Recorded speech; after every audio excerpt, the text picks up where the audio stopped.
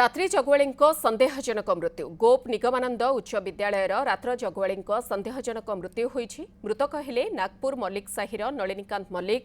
नेतपुर रास्ताकड़े नलिनीकांतଙ୍କୁ गुरुतर अवस्था स्थानीय लोक उद्धार करी हस्पिटाल रे भर्ती करथिले।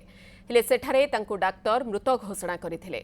रास्ताकड़े बाली पड़िथिबारु दुर्घटना घटी नलिनीकांतଙ୍କ मृत्यु होइथिबा स्थानीय लोके अभियोग करिथिबा बेले परिवार लोके हत्या अभियोग आनिछन्ते। गोप पुलिस मृतदेह जबत करी तदंत करुछि।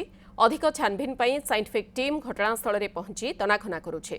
तदंत परे प्रकृत सत्यासत्य सामना को आसीबो बोली कहिछन्ती गोप अधिकारी। काली आम जस्ट नागपुर 9 ରୁ 9:30 भितर पास कलु। पास कला पर आम जाई विपिन पो दुकान टी जाइलु। एठी होजे साउंडटा सुबिला। तापर लोक दौड़ा दौड़ी आसी पहुंच गले। सेतल मुमूर्ष अवस्था पड़थिला। लोक गैदरिंग जाइथिले। काली 9:40 रु बजार फेले आसगु बाली ऊपर गोटे मोटरसाइकल गोटे चेतानु लाठी पड़थिला। 108 को डकेला पर 108 ताको नेकरी गला। दुर्घटना आम कोन सेटा देखिछु देखि परनु।